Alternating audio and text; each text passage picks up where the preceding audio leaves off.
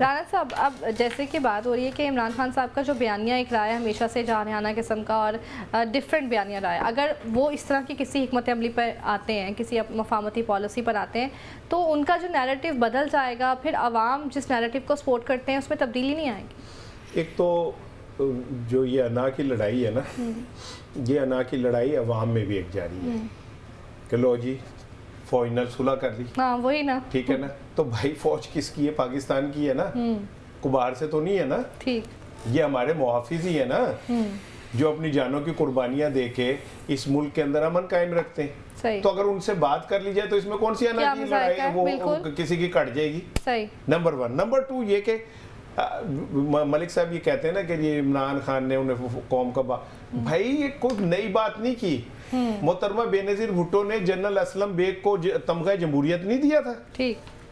नवाज शरीफ साहब ने राहिल शरीफ साहब को पाकिस्तान का मुहाफिज आजम नहीं करार दिया था।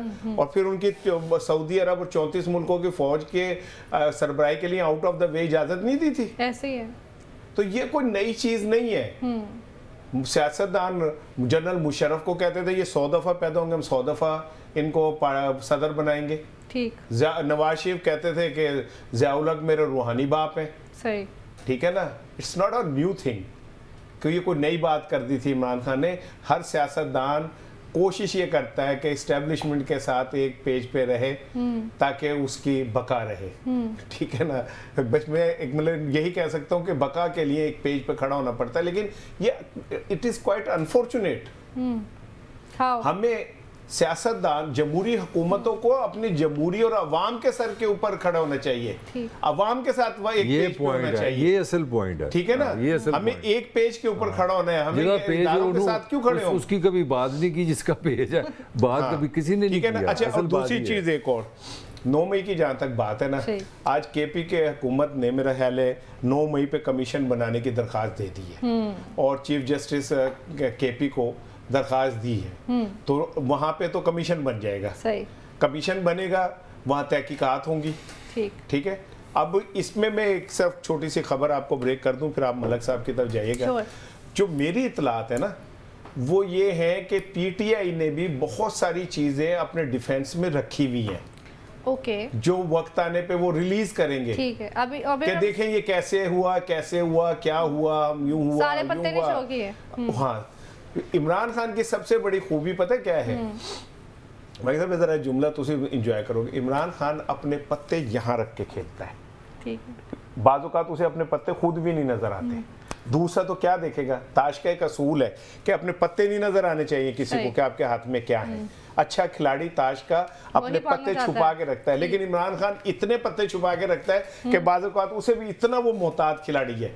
अच्छा। आप उसे इसकी एक मिसाल ले लेना, मियां नवाज शरीफ साहब 1981 से इस मुल्क के स्याह सफेद के मालिक थे। ठीक है। आसिफ अली जरदारी साहब मोहतरमा बेनजीर भुट्टो की शहादत के बाद पाकिस्तान की सियासत के करता धरता थे। सही। एक खिलाड़ी उठा और खिलाड़ी उठने के बाद में उसने इनकी सारों की सियासत मुका दी। ऐसे ही है। ठीक है ना, ये सारों को टका टोकरी कर दिया उसने। सही। तो आप उसे अभी भी कहेंगे कि वो सियासतदान नहीं है। उसने इन सबको लाइन में लगा दिया। ठीक है। हाँ, कहाँ गलती हुई कि उसने एस्टेब्लिशमेंट को अंडर एस्टिमेट कर दिया। ठीक। वो इस ताकत के जोम में समझ रहा था कि मैं इसको भी ले दे जाऊंगा। ठीक है। उन्होंने कहा कि नहीं पहलवान जी तू शेर है, लेकिन मैसेज मिल गया कि हम सवा शेर हैं। ये गलतफहमी अल्ताफ हुसैन को भी हो गई थी। ये किसी हद तक जुल्फकार अली भुट्टो को भी हो गई थी। ये गलतफहमी नवाज शरीफ को भी हो गई थी। जेड़े भी लोग वोट लेंदे ने अवाम इच पॉपुलर होते हैं, क्यों होती है गलतफहमी होगी? फिर बाद में सब ने इस्लाम कबूल कर लिया। अगला सवाल कर मैंने वैसे मेरी मालूम ये जैसे ही कोई बंदा अवामी पॉपुलैरिटी लेता है इसे क्यों ये हो जाता है कि हम एक पेज पे नहीं रहना? देखो राना, लेट्स बी ऑनेस्ट, देखो इनमें से जितने भी पॉलिटिकल पॉपुलर हुए हैं ना, बेनज़ीर से शुरू करूँ, कहाँ से कहते हो शुरू करो? वो उसकी राइस की किताब पढ़ लो, पावर कहाँ से मिली। नवाज शरीफ को सऊदी अरब में निकाल लो, लिबनान बीच में लाओ। इमरान खान का भी मतलब वो हामिद मीर मैंने 10 दफ़ा बताया, अब तो वो वायरल हुआ फिरता है कि ख्वाब को आने की वजह वो शहबाज शरीफ कह रहा है उसने ना की। फिर इमरान को कौन लाया, मतलब वो पंजाब, सेंट्रल पंजाब, वो क्या कोई महाज बना, किस तरह बना, लोग सारे।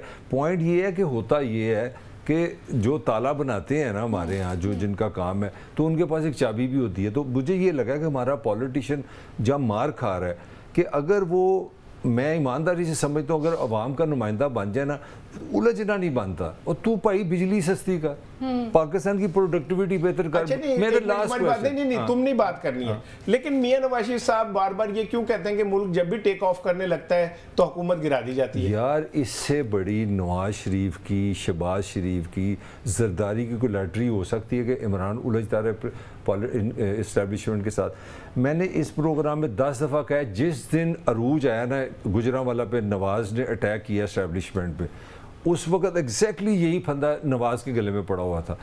फंदा क्या था कि नवाज और मरियम रोज़ उन्होंने पावर प्ले लेके ना स्टैब्लिशमेंट पे हमले कर रहे थे। हाँ सब आराम से कुर्बानियाँ खा रहे थे कि या अल्लाह शुक्रिया तेरा, बड़ी मेहरबानी। बाजवा जाने तो मरियम जाने, बाजवा जाने तो नवाज शरीफ जाने। नवाज शरीफ ने क्या किया, जिसको आप कहने डर गया, जो मैंने इसीलिए सेफ लफ्ज़ यूज़ किया, या आप इंटेलिजेंट, या डर गया या थले लग गया। नवाज शरीफ को भी समझ आ गई कि नहीं।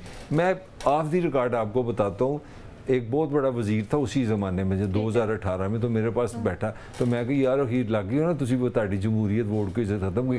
तो उसने कहा मियाँ साहब ने ना बड़ा गुस्से का इजहार किया, कहते ने मैं थे सर्विसेज हॉस्पिटल बैठा रहे 8 दिन, तो बाहर सुबह 35 CNG DC साफियों की गाड़ियों के एक बंदा मेरे लिए नहीं आया। मैं मतलब ये आपको ऑफ द रिकॉर्ड नहीं, ये तो ऑन रिकॉर्ड है ना। मियां साहब जब खिताब कर रहे थे तो कदम बढ़ाओ नवाज शरीफ हम तुम्हारे साथ हैं, तो मियां साहब ने कहा कि जो तुम आया से ना एयरपोर्ट तो तड़े जो एक भी नहीं पहुंचे। अब कमाल देखो, अब बड़ा मजा आ रहा था, मैं असद कैसर को पढ़ रहा था, उसने कहा जी 5 अगस्त को पूरा साल हो जाएगा खान साहब को, और इस बार जो हमने एहतजाज करना है यहाँ पे गोल्ड मेडल बनता है। हमने अदालतों की तरफ नहीं जा रहा, हमने अदालतों से इजाज़त नहीं मांग रही। यानी कि काका बकौल तुम्हारे सबसे पॉपुलर लीडर है, साल बेचारे को हो गया है, किस मुंह से कह रहे उसकी सालगिरह मनानी है? तो वो भी कह रहे हैं इस बार बड़े इनकलाबी हो गए कि हमने अदालतों से मार। तो मेरा जो थोड़ी सी, मैं भी बात लंबी कर गया हूँ, मेरा आर्गूमेंट ये कि हमारा पॉलिटिशियन जिस दिन उसको ये समझ आ गई उसने लड़ना नहीं है एस्टैब्लिशमेंट से, उलझना नहीं है। मिसाल के तौर पर मुझे ये आप बता दो, अगर ये कहें कि हम बच्चों की ना